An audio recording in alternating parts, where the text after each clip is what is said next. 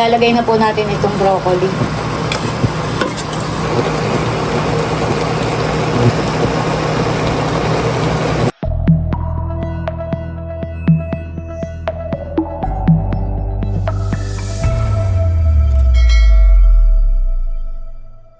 Hello po, good morning sa inyong lahat.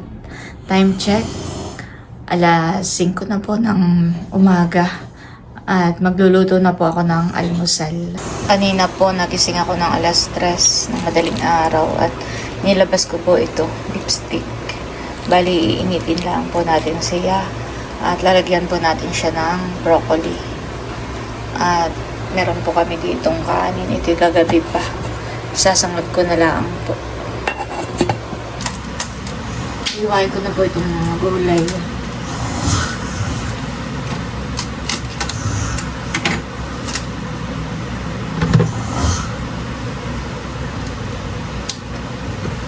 Sasama po natin itong tangkay ng broccoli.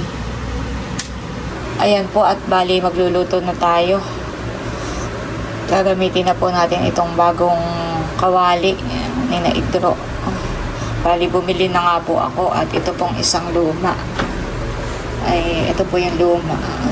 Medyo angat na po yung ilalim. Hindi na po siya masyadong lapat dito sa lutuan po nila. Ganitong lutuan po yung pwede po dito sa sa kanilang pinaglulutuan. Si Ate Gemma nga po pala at si Kuya Roy ay nagpadala po sa atin ng balikbayan box. At ito po'y kasama doon. At ang sabi po ay ito daw ay dito po sa dorm ni Itro. Kaya nga lang po ay hindi nga po angkop dito sa kanilang lutuan. Kaya bumili po ulit ako ng isa pang kawali. Yan, bali, nabanggit ko lang po gawa ng baka sabihin ay bakit hindi dito ginagamit. Ayun nga po ang dahilan. Hindi po angkop dito Pero, yun. Sayang nga po at saktuhan lang ang laki. Sakto lang po pag magluluto sila ng itlog. Sakto lang po. Bawa nilagang itlog, pritong itlog. Pero, okay lang naman po. At iuuwi ko na lang po at sa bahay na lang po gagamitin. Ganda pa naman po. Thank you po ulit kay Ate Jem at kay Kuya Roy. Uwi ko na muna po ito. Tatagay ko na sa ibaba. Yan, at bali, ito na nga po. Nahugasan ko na po ito, broccoli. At mag-start na po ako magluto. Ayan, at bali, nagpakulo na po tayo ng tubig. At i-steam lang po natin itong broccoli. Steam lang muna po natin ng mga ilang minutes. Tatakpan ko lang po. A few moments later. Ayan guys, at okay na po ito. Ayan, at bali iniinit na rin po natin itong lipstick. Ilalagay na po natin itong broccoli.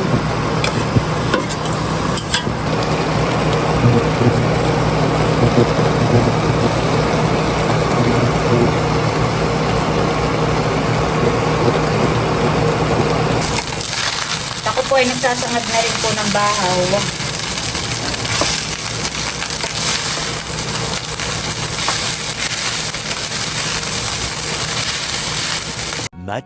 Much later. Ayan po, at si Droy nasandok na. Kakain na po. Maagap gumising. Ay alas 8:30 pa ang pasok ay. Alas 3 pa gising na. Alas 3 baga alas 4. Ano gising na po at nagre-review na.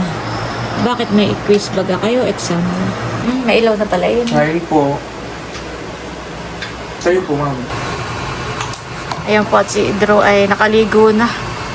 At nagre-ready na pong pumasok. Oh, ba't nabasa yung iyong ano? Hindi ako pa ba? Ano hinihingi mo? Pamasahe. Thank you po. Magkano pasahe mo papunta roon? Hindi, ako po yung maglalakad. Pang merienda mo ako. Pang merienda mo. Kaya na. Thank you po.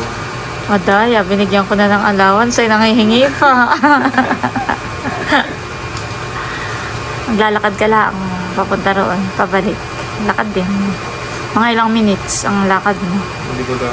Para mamayat-mayat. Parang nakaupoy simula nung sumasakay. Hindi ko ako mabilis tumaba. Noon po si naglalakad yung mabilis. noon pong siya nagkasakit noon, na-confine niya, sabi ko sumakay na muna. Tapos noon po ay parang bumalik yung sugat mo sa paahan Nahirapan po siyang maglakad, saka yung nakatayo ng matagal, nahihirapan. Kaya siya po ay sumakay-sakay. Sumasakay po siya papasok, saka pa uwi. Ay medyo hindi na nakulangan na sa exercise, kaya parang tumataba ng kaunti. Ngayon naman po okay na uli yung kanyang paa. Ay di maglalakad-lakad na uli. Para maka 10,000 steps na uli. Nang mamayat na uli. Sige, ingat. Ano bagang sabi ko sa inyo bago pumasok? Train. Try mo na. Papisok. Si Kim po ay online class. Kaya nandito lang po siya sa dorm. Ayan guys, bali si Bossing po ay nag-uulmat. May mga agyo na po sa taas. Ano, nakasabit dito sa wire. Yan. Sa labas mo na ipagpag yung walis. Ako muna po ay mag-iimpis po nito mga damit nila. Lalagay na po natin dito sa cabinet.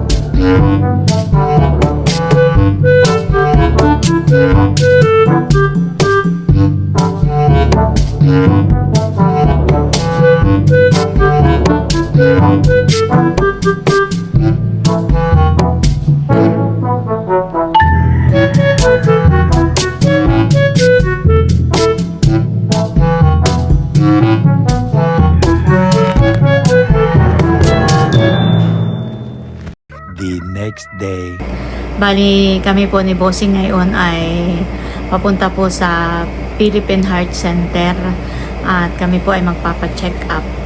Gawa ng mga nakaraang araw po, si Bossing po ay dumadaing sa akin na sumasakit daw po yung kanyang dibdib. Ay, ako naman po ay ganoon din. Pero ito pong nararamdaman ko ay matagal na. Noon pa pong hindi pa nagpa-pandemic, kapag ako po'y napagod, sumasakit po yung aking dibdib. Kapag sumakit po yung aking dibdib, ay kailangan ko pong ipahinga ng magdamag. At pag kinabukasan po ay nag-o-okay naman na. Pero nitong mga nakaraang linggo, mga nakaraang araw, ay madalas ko na pong nararamdaman na parang mas mabilis po ako mapagod. Mas madalas po na sumasakit yung aking dibdib na para pong mabigat. Para pong may mabigat na nakadagan na parang hindi ko po maipaliwanag, basta parang naninikip po yung dibdib ko. Kami naman po ni Bossing noon pa, kapag nagpapacheck up po kami, ay kasama rin po doon yung ECG. Ay normal naman po yung mga result po ng ECG namin. Kaya lang po ay syempre parang nag-aalala rin po kami dahil meron din po kaming nakausap na taga-infanta na parang siya po ay inatake. Pero naagapan naman po, bagay naisugod sa ospital, nagdala po rito sa Maynila. Tapos po ay naoperahan siya. Yun nga lang po, talagang milyon po ang, kulang-kulang 1 milyon po ang nagastos. Ay ganun daw po yung naramdaman po niya bago po siya atakehin. Parang sumakit daw po yung dibdib. Hindi naman po lahat ng sumasakit ang dibdib ay atake na sa puso. Pero mas mabuti na rin po yung nagpapa-check up. para hindi po kami nag-aalala ni Bossing. At dahil narito na rin lang po kami sa Maynila, magpapacheck up na nga po kami sa Philippine Heart Center. Doon naman po sa Infanta, pwede kang i-ECG, pero wala po doon talagang mga espesyalista. Wala pong cardiologist o kaya habang nandito kami sa Maynila, magpapacheck up na po tayo para sana naman po ay hindi yung sakit sa puso. Ay yun nga po. Tapos ay nalaman po ni Ate Edith na kami po ay magpapacheck up. Ayun, kami daw po sasamahan. Ayoko nga po sana magpasama at ako'y nahihiya na at sobrang nakakaabala na po sa kanya. Ay ayaw din naman po pumayag na hindi po kami sasamahan. Kaya ayun, magkikita-kita po kami doon. At kami po ni Bossing ay papunta na. Ayan, tara guys, samahan niyo po kami at pag-pray po natin na sana'y maging normal po ang result ng gagawin sa aming check-up. Ayan po, bali, meron din po tayong dala dito, pasalubong para kay Ate Edith. Ito po ay sinantol. Ayan, sinantol at saka po ito sinantol. Ang lahok naman po nito ay karning baboy. Tapos ito meron po tayong suman. Tapos may sukang sasag po tayo para kay Ate Edith. Ayan po at naka-ready na ito ating dala. Ayan po, bali nandito na po kami sa Philippine Heart Center. Katapusin doon na. Dapat tayo magtatanong. Tara.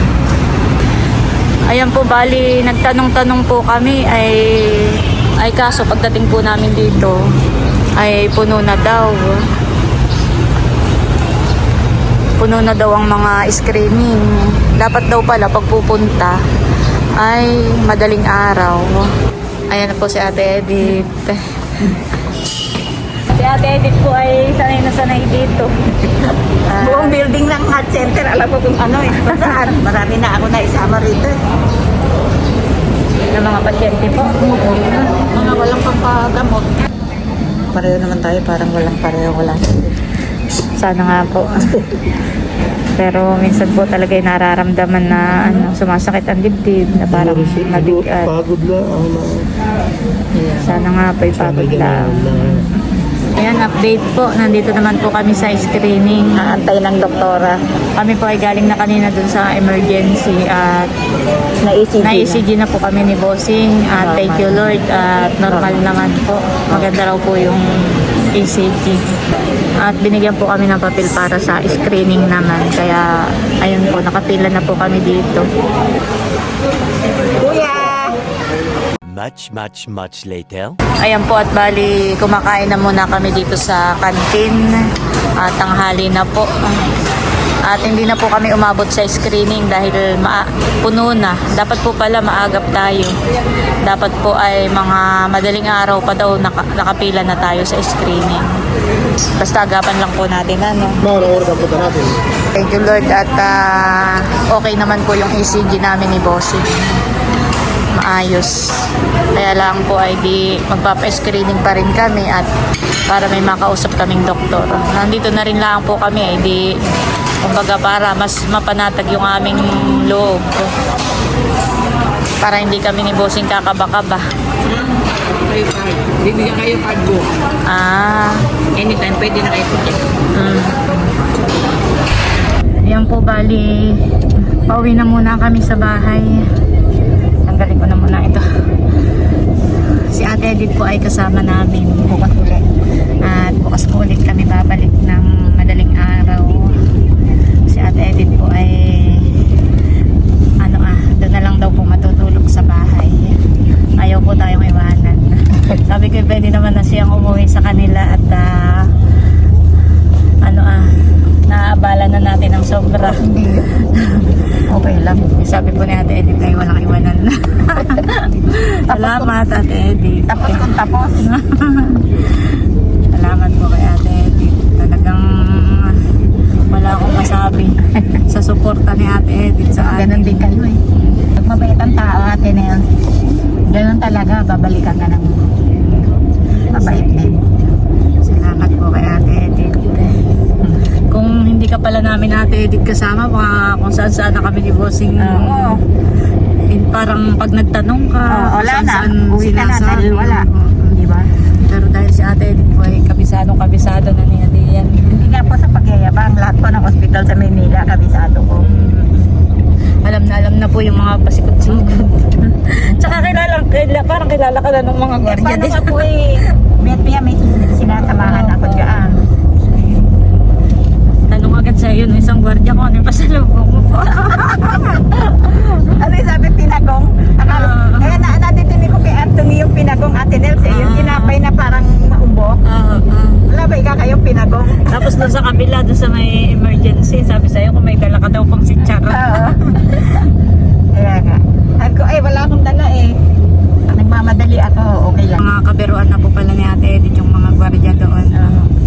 Pero joke-joke lang nila yon, naghahanap ng pasalubong. Pero Meron, okay. Meron, hindi salamat. Ano po? Parang konsuelo lang nila. Mga pakonswelo na. Kilala ko na kasi mga anak yun. Ayan po at nandito naman kami sa palengke at bibili muna po kami ng panggulay. Bibili lang po tayo ng mga pangsigang. Saka luya. Ito na lang. Parang may dala tayong luya. Oo, meron. Nandito naman po kami sa prutasan. Bibili lang po kami ng prutas. Di ba maugat? Dito ganyan yung nakita mo. Yan, pili ka bossing. Mga ilan? Isa. Marami na yun yung isa. Tapos po ay apple. Magkano? 3 for 100. 3 for 100. Para po sa mga bata, iiwanan ko sa dorm. Ito po, 3 100 din po.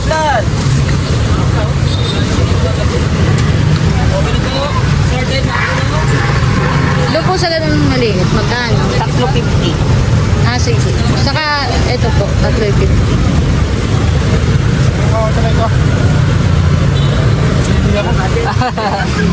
Ano yun? Pili ako, bili mo ko siya.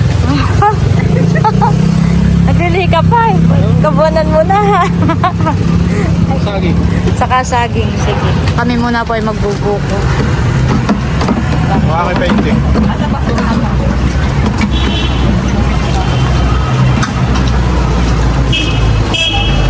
Oo, bossing. Ako po isang plate. Ano ate Edith? Walang banto. Pwede na. Iba yung buko sa Quezon. Ang tanong buko sa Quezon. Ayan na, kahit na. Kaya pa po ate Edith? Kaya. Kayang-kaya. Kakayanin. Ayan po, tamang pahinga muna kami. At nanonood lang po ng mga vlog. At si Ate Edith nga po ay kasama na namin dito sa dorm. At kapag uuwi pa po sa Bulacan ay medyo malayo din po ay kaya po si Ate Edith ay dito na lang daw po. At kanina po nabanggit ni Ate Edith na yung mga kabisado mo na po yung mga ospital, lahat ay napuntahan mo na, marami kang nadadalang pasyente. At si Ate Edith po ay parang ang trabaho po niya ay ayun. Yung kapag ka po may kamag-anak o kapitbahay o kahit hindi ka kilala na parang ikaw po ay tinatawag at nagpapasama sa iyo na halimbawa merong may sakit, sasamahan po ni Ate Edith. Walang pakibaling samahan ng padoktor. Huwag lang ako padoktor. Opo. May bayad po sa iyo naman yung pagsama-sama mo. Wala po. Bibigyan ako, hindi okay. Masaya ako na Masaya ako nakakapasyal. Tag-abutan ako, di napaka-thank you. Kung wala, okay lang din. Opo. May balik naman po yun lahat. Bait naman po ni Ate Edith. Talagang tawagin po yan ng kanyang mga kapitbahay kapag ka merong kamag-anak na dadalhin sa ospital. Kahit po ibang tao. Kahit ibang tao na kailangang samahan tapos walang makasama. Ayan si Ate Edith po. Kaya alam na po ni Ate Edith doon sa mga pagamutan. Saang ospital na po Ate Edith ang ngayong mga madalas mas mapuntahan?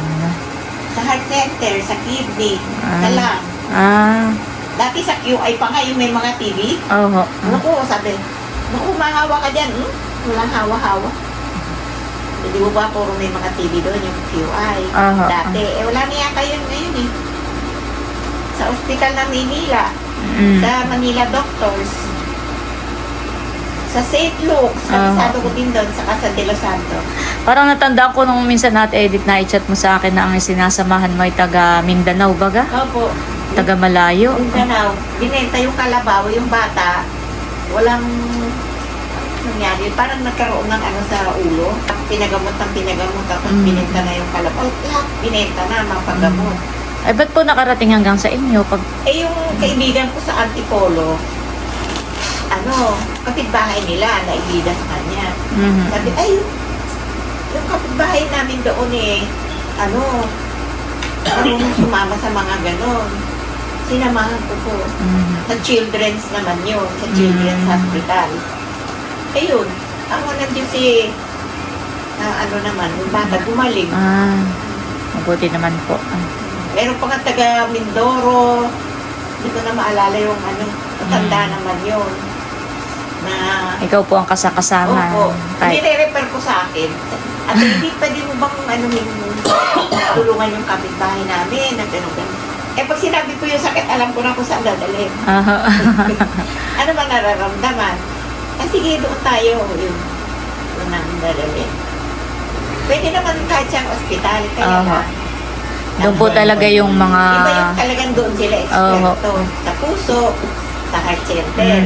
Pag sa mga kidney, o di sa national kidney. Opo.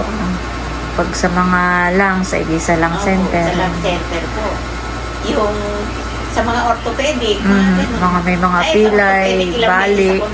Oo. Kaya nga po pala noon si Hazenan eh. Kaya tayo nagkakilala dahil kay Hazen. Oo, nasamahan po ni Ate Edith doon. Yung ginagawa ko, hindi naman ako nag-aano ng bayad.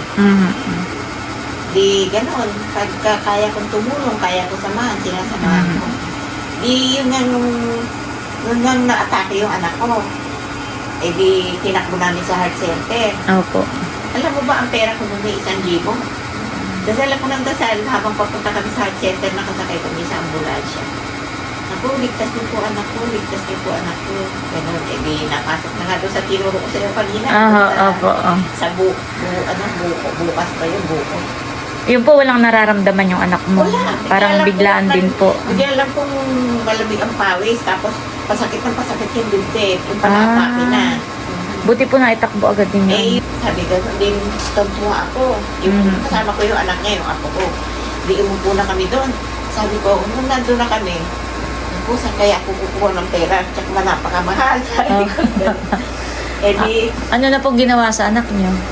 Inangioplasty po. Inangiogram muna. Nakita nga na kaya inatake. May bara.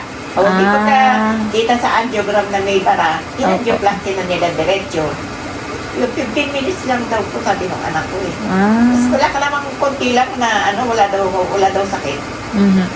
O hindi, nung habang nandun na kami sa heart center, hindi ko nakakausap yung anak ko. Wala naman dalang cellphone, nakikibalita lang ako sa mga nurse na na okay naman daw. Iniisip ko naman ngayon, naku, saan kaya ako kukuha ng pambayad? Opo. Bumaba po ako sa billing. Magkano po ang mo? Pag 3 araw ng anak ko, ang bill na namin ay 200,000 na higit. Opo. Ako, saan ko kaya ako kukunin yun? Wala talaga akong pera, wala din kami kukunan. Tanong. Aba, pag 5 araw ay 400,000 na mahigit. Bumaba na naman ako doon sa billing. Opo. Tanong na naman. Tapos doon sa pinuntahan natin kanina na screening. Tatanong ako, ano ba yan dala mo? Ano yan? Yung mga ang papel-papel. Opo. Sabi, sige, gawin na lang natin ang paraan. Na-zero bill kami. Kahit piso, wala akong binayaran 220,000. Yun ang sinasabi ko, Ate Nels. Pagka tumulong ka na, hindi ka nag-iintay ng kapalit. Opo. Pag ikaw naman nangyari sa iyo, meron ding ibang tutulong Kaya nga sa'yo. po. Yun. Opo.